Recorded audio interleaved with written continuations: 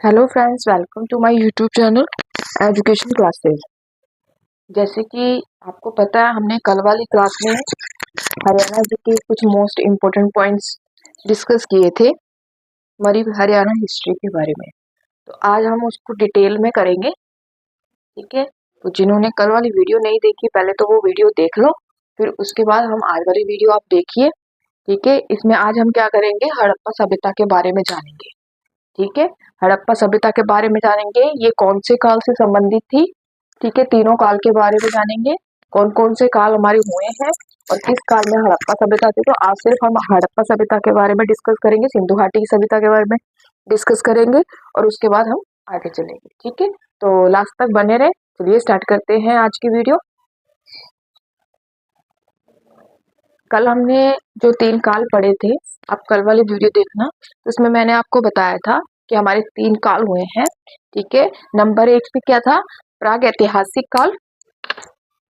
ठीक है, प्राग ऐतिहासिक काल, आद ऐतिहासिक काल और ऐतिहासिक काल। ठीक है, इनके कुछ इंपॉर्टेंट पॉइंट्स बिंदुओं पर मैंने आपको थोड़ा सा डिस्कशन किया था कल वाली वीडियो पे, तो आज हम इनको डिटेल में पढ़ेंगे। ठीक है, तो सबसे पहले मैं आपको बताती हूँ प्राग ऐतिहासिक काल के बारे में। जो हड़प्पा सभ्यता है, इसके बारे में हमने थोड़ा सा ही डिस्कस करना है, ज्यादा नहीं है इसके बारे में कोई भी नॉलेज। ठीक है, और आद ऐतिहासिक काल के अंदर है हड़प्पा सभ्यता, जिस जो कि बहुत मोस्ट इम्पोर्टेंट है। तो 2 मिनट हम प्राग ऐतिहासिक काल के ऊपर लगाएंगे। ठीक है, तो जो हमने इसमें 3 काल और पढ़े थे, पाषाण काल, नवपाषाण काल और पूरा पाषाण काल। ठीक है, तो जो पूरा पाषाण काल था, पूरा पाषाण काल था, वो इसी का हिस्सा था। ठीक है, जो पूरा पाषाण काल था वो किसका हिस्सा था, प्राग ऐतिहासिक काल का ही एक हिस्सा था। तो आपने कल मैंने आपको बताया था पूरा पाषाण काल में क्या हुआ था, आग की खोज हुई थी। ठीक है, आग की खोज कौन से काल में हुई थी, पूरा पाषाण काल में हुई थी, जो कि किसका हिस्सा है, प्राग ऐतिहासिक काल का ही एक हिस्सा है। ठीक है, उसके बाद इसके अंदर क्या आता है, एक एक हमको सबसे प्रारंभिक मतलब सबसे पहले जो साक्ष्य मिला मानव जीवन का, वो क्या मिला था, मानव की खोपड़ी। मानव की खोपड़ी, ये भी मैंने कल आपको वैसे तो पढ़ाया था, लेकिन अभी मैं डिटेल में पढ़ा रही हूँ तो इसलिए बताना जरूरी है। ठीक है, मानव जीवन की जो सबसे पहली जो हमें साक्ष्य मिला था, वो कौन सा मिला था, वो मानव खोपड़ी के रूप में मिला था। और ये खोपड़ी कितने साल पुरानी थी, ये 1.5 करोड़ साल पुरानी थी। 1.5 करोड़ वर्ष पुरानी खोपड़ी मिली थी। ठीक है, और ये हरियाणा का सबसे पुराना साक्ष्य हम कह सकते हैं। ठीक है, हरियाणा से मिली थी और ये हरियाणा का सबसे पुराना साक्ष्य था। सबसे पुराना साक्ष्य कौन सा था, मानव की खोपड़ी। और ये मिली कहाँ से थी, ये पिंजौर क्षेत्र से मिली थी। पिंजौर क्षेत्र से मिली थी, इसको शिवालिक क्षेत्र भी कह देते हैं। शिवालिक क्षेत्र भी कह देते हैं। ठीक है, और इसकी खोज की किसने थी, इसकी खोज की थी, ये मोस्ट इम्पोर्टेंट है, ये लिख लीजिए, इसकी खोज की थी डॉक्टर पिलग्रम ने। डॉक्टर पिलग्रिम ने, डॉक्टर पिलग्रिम ने इसकी खोज की थी। किसकी खोज की थी, मानव खोपड़ी की। कहाँ से हुई थी, पिंजौर क्षेत्र से हुई थी। ठीक है, इसको शिवालिक क्षेत्र भी कह देते हैं। पिंजौर क्षेत्र को आपको पता ही है, पंचकुला के पास है। ठीक है, वहां से हुई थी। क्या मिला था, मानव खोपड़ी मिली थी। ये मानव जीवन के सबसे पहला जो साक्ष्य था वो था, 1.5 करोड़ वर्ष पुरानी थी ये। ठीक है, और इसकी खोज किसने की थी, डॉक्टर पिलग्रिम ने की थी। ये हरियाणा का सबसे पुराना साक्ष्य है। ठीक है, दूसरा नंबर है, दूसरा नंबर है अरावली क्षेत्र। इसको मैं एक बार अरेज कर देती हूँ ताकि आपको समझने में आसानी हो। ठीक है, उसके बाद दूसरे नंबर पे पिंजौर क्षेत्र में तो हमें ये कुछ मिला। उसके बाद दूसरे नंबर पे क्या था, अरावली क्षेत्र। अरावली क्षेत्र से भी हमको कुछ साक्ष्य मिले थे। ठीक है, लेकिन यहाँ पे अरावली क्षेत्र में एक जगह है, फिरोजपुर सिरका। ठीक है, कौन सी जगह है, इस जगह का नाम याद रखना है, बहुत इंपॉर्टेंट है, फिरोजपुर सिरका। और है कहाँ पे ये, अभी का जो नाम है नू में, नू। ठीक है, यहाँ से हमको क्या मिले, यहाँ से गोल गोल गोल पत्थर, गोल और चमकदार पत्थर मिले थे, जो बहुत पुराने थे, पत्थर मिले थे, गोल और चमकदार चिकने पत्थर इन जगह से मिले थे। ठीक है, और ये तो हरियाणा की रही। तो एक इम्पोर्टेंट नोट आप यहाँ पे लिख सकते हो कि भीमबेटका की गुफाएं हैं, जो बेटका की गुफाएं, ये किसका है, किसका हिस्सा है, ये पूरा पाषाण काल का ही हिस्सा है। सबसे पुराना जो इसका साक्ष्य है भीमबेटका की गुफाएं, किसकी, पूरा पाषाण काल का सबसे पुराना। ये हरियाणा से संबंधित नहीं है, और ये हमको कहाँ से मिला, ये मध्य प्रदेश से मिला था। ठीक है, मध्य प्रदेश में बेटका की गुफाएं मिली थी, जो कि किसका हिस्सा है, पूरा पाषाण काल की हिस्सा है। जो मोस्ट इम्पोर्टेंट है कि पूरा पाषाण काल का सबसे पुराना क्षेत्र, सबसे पुराना साक्ष्य है, जो सबसे पुराना क्षेत्र साक्ष्य है, वो क्या है, भीमबेटका की गुफाएं हैं, भीमबेटका की गुफाएं हैं। ठीक है, ये हमको कहाँ से मिली थी, मध्य प्रदेश से मिली थी। ठीक है, कहाँ से मिली थी, मध्य प्रदेश से, मध्य प्रदेश से मिली थी। तो इसको आप नोट कर लीजिएगा। ठीक है, अब नेक्स्ट हम करते हैं, एक मिनट इसको नेक्स्ट, ये तो था प्राग ऐतिहासिक काल का जो हमने पढ़ना था। नेक्स्ट 2 नंबर पे हमने क्या पढ़ा था, आदि ऐतिहासिक काल, ऐतिहासिक काल, अभी इसके बारे में पढ़ेंगे। ठीक है, आदि ऐतिहासिक काल क्या था। ठीक है, हमें आदि ऐतिहासिक काल में जो सबसे पहला जो नगर मिला था वो था हड़प्पा। ठीक है, सबसे पहला जो नगर हमें मिला था वो था हड़प्पा। ठीक है, ये इसी काल का एक हिस्सा है। सबसे पुराना जो हमें मिला था नगर वो था हड़प्पा। हड़प्पा है, पर अब कहाँ पे है, अब वो है पाकिस्तान में। ठीक है, क्योंकि उस टाइम पाकिस्तान इंडिया का ही हिस्सा था। ठीक है, तो इसीलिए इंडियन ही माना जाएगा, लेकिन अगर वर्तमान में इसकी स्थिति पूछी जाए तो वो कहाँ पे है, पाकिस्तान में है। पाकिस्तान में कहाँ पर है, रावी नदी के किनारे, रावी नदी के किनारे। ठीक है, रावी नदी के किनारे है। ठीक है, अगर हरियाणा में सबसे पुराना माना जाए कौन सा नगर है, ठीक है, आदि ऐतिहासिक काल में जो सबसे पुराना नगर है, जो सबसे पहला है, वो है हड़प्पा, जो अभी क्या है, पाकिस्तान में है। लेकिन अगर हरियाणा का माना जाए, अगर हरियाणा का पूछा जाए कि हरियाणा का सबसे पुराना आदि ऐतिहासिक काल का नगर कौन सा है, तो वो है भिराना, भिराना। ठीक है, इसको नोट कर लीजिए, इंपॉर्टेंट है। ठीक है, अब आप अभी जो हम पढ़ेंगे वो पढ़ेंगे सिर्फ हड़प्पा सभ्यता के बारे में। ठीक है, तो सबसे पहले तो जो हड़प्पा सभ्यता की खोज है वो की किसने थी, हड़प्पा सभ्यता की जो खोज है वो किसने की, पहला क्वेश्चन तो यही आ जाता है। ठीक है, हड़प्पा सभ्यता की खोज कब और किसने की थी, तो बहुत इंपॉर्टेंट क्वेश्चन है, बहुत बार एग्जाम में आ चुका है। 1921 में की थी दयाराम साहनी ने, दयाराम साहनी ने। इसको आप स्टार लगा के इसको नोट कर लो कि 1921 में दयाराम साहनी ने हड़प्पा सभ्यता की खोज की थी। उस टाइम जो इसका जो समय था हड़प्पा सभ्यता का, वो कितना था। ठीक है, हड़प्पा सभ्यता का जो समय था वो था 2500 ईसा पूर्व से लेके, क्योंकि पहले उल्टे चलते थे सन, तो 1750 ईस्वी पूर्व तक, ये बातें आपको पता होगी। ठीक है, 2500 ईसा पूर्व से 1750 ईसा पूर्व तक इसका जो हड़प्पा सभ्यता का समय था। ठीक है, अब हड़प्पा सभ्यता को ही क्या कह देते हैं, सिंधु घाटी की सभ्यता कह देते हैं।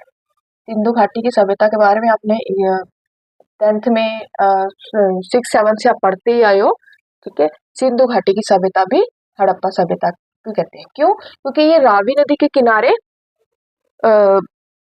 पनपी थी ये सभ्यता, हड़प्पा सभ्यता। और रावी नदी को पहले क्या कहा जाता था? सिंधु नदी कहा जाता था, सिंधु नदी। ठीक है, सिंधु नदी कहा जाता था और इसीलिए इसी का नाम क्या पड़ गया? सिंधु घाटी की सभ्यता पड़ गया था। ठीक है, क्योंकि ये रावी नदी के किनारे पनपी थी ये वाली सभ्यता, और उस टाइम रावी नदी का नाम क्या था? सिंधु नदी था। और ये भी पूरी डिटेल है कि उसका नाम सिंधु घाटी कैसे पड़ा, क्योंकि यहाँ पे सिंध के लोग रहते थे, हिंदू लोग रहते थे, तो ये तो बहुत ज्यादा लंबा चला जाएगा, ये अपन बाद में करेंगे क्योंकि ये इंडिया जीके का हिस्सा है। ठीक है, उसके बाद इसको कांस्य युग की सभ्यता भी कह देते हैं। ठीक है, क्या कह देते हैं? कांस्य युग की सभ्यता। कांस्य युग की सभ्यता क्यों कह देते हैं? क्योंकि इस युग में कांस्य का यूज जो है सबसे ज्यादा करते थे।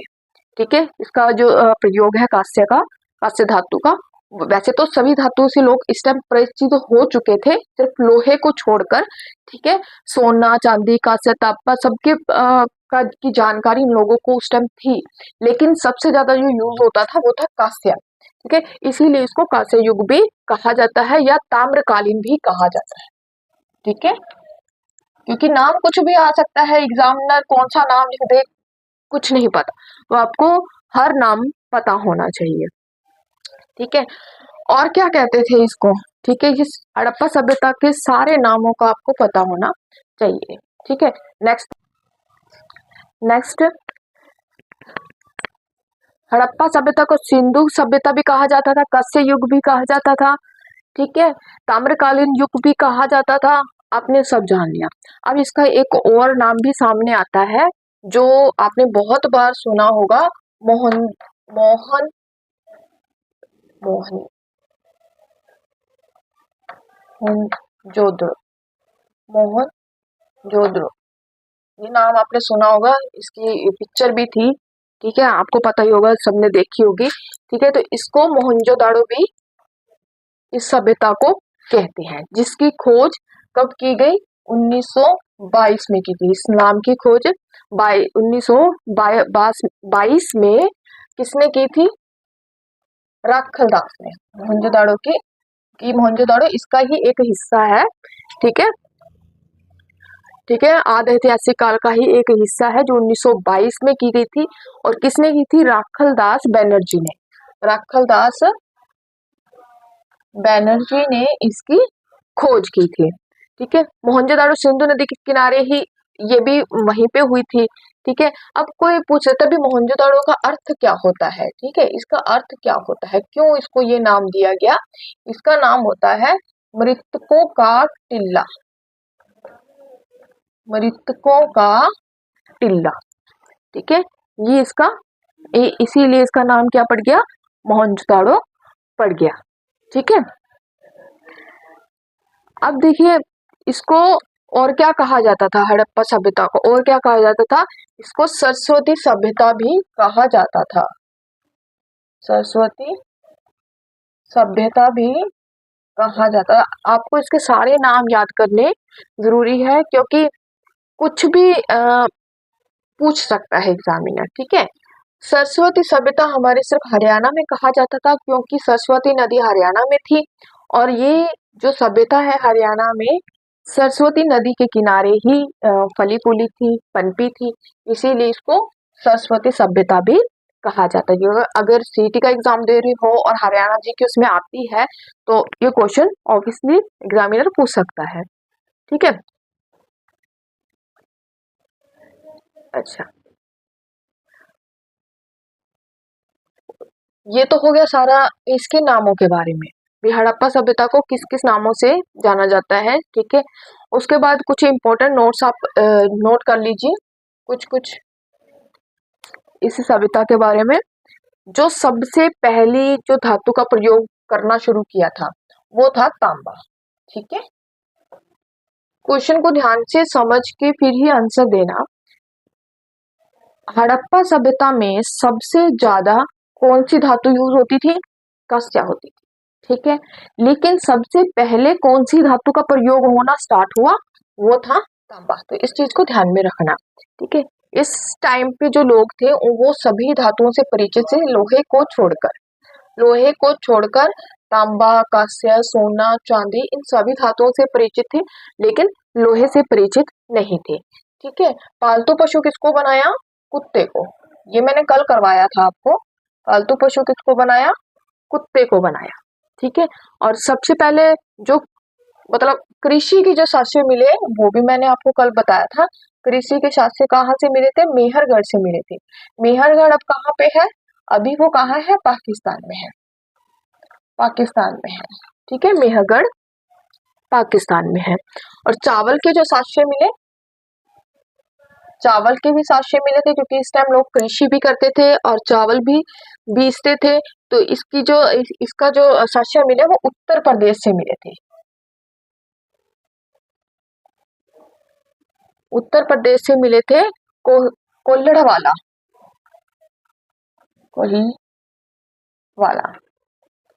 कोहिलड़वाला से। ठीक है। और इस सभ्यता का जो समय था, इस सभ्यता का, ठीक है, वो कब सा, अगर हमने पीछे पढ़ा 2500 ईसा पूर्व से लेके 1750 ईसा पूर्व तक रहा। ठीक है। इस काल को इस तरह से भी लिखते हैं C14 भी लिख देते हैं, 2500 ईसा पूर्व से 1750 ईसा पूर्व तक रहा। ठीक है। अब ये सभ्यता कहाँ से कहाँ तक फैली हुई थी? कहाँ से कहाँ तक फैली हुई थी? उत्तर, पूर्व, पश्चिम में। इस चीज को आप नोट कर लो। ठीक है। पूर्व में आलमगीरपुर,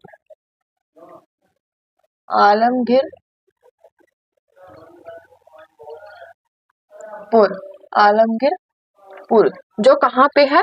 उत्तर प्रदेश में है। उत्तर प्रदेश में है। ठीक है। ये आप नोट कर लेना।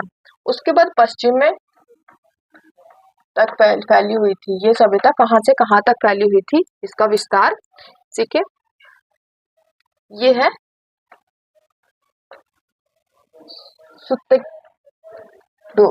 सुतेकडोर।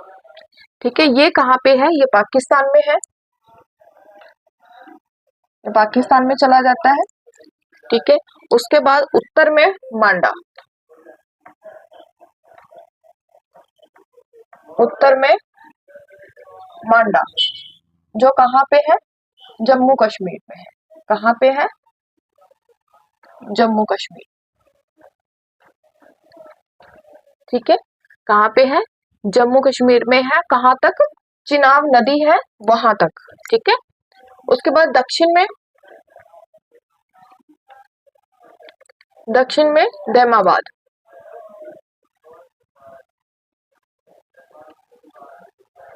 दैमाबाद, जो कहाँ पे है? महाराष्ट्र में। ये बहुत इंपॉर्टेंट, मैं आपको नोट्स लिखवा रही हूँ, इसको आप बिल्कुल मिस ना करें और इसको लिख लीजिए। ठीक है। ये कहाँ पे है? गोदावरी नदी के किनारे है। ठीक है। गोदावरी नदी के पास, गोदावरी नदी के पास। ठीक है। अब इस पूरे चीज का जो क्षेत्रफल कितना है? 613, 1299, 613 वर्ग किलोमीटर,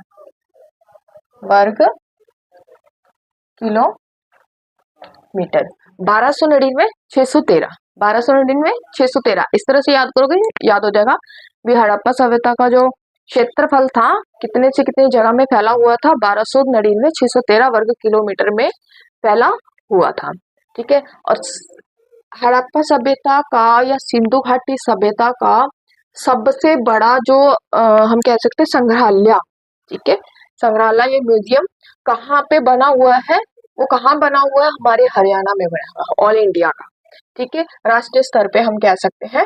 ठीक है। नेशनल लेवल का नेशनल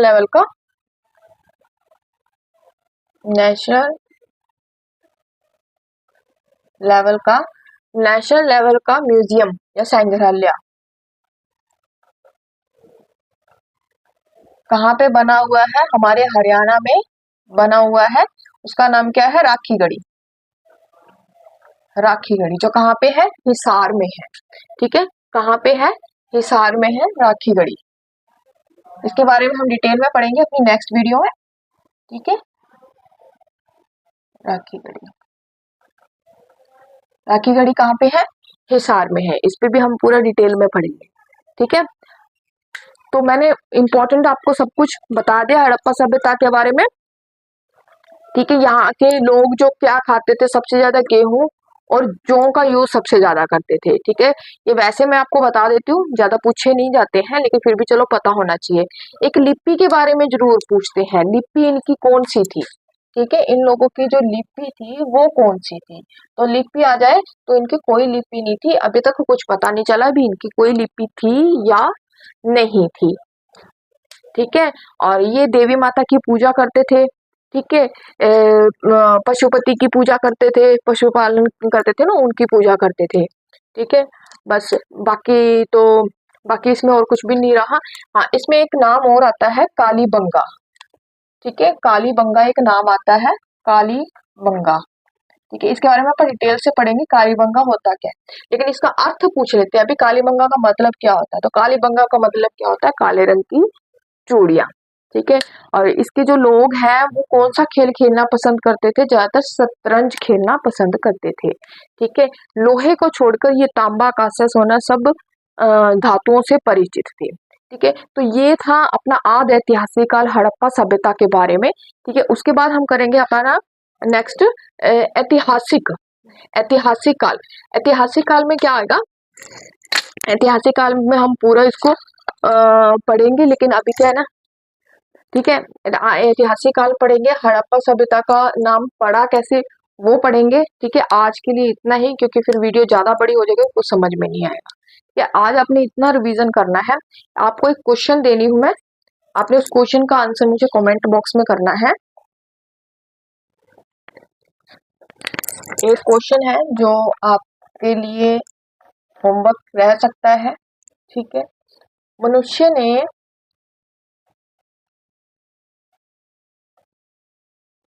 मनुष्य द्वारा बनाया गया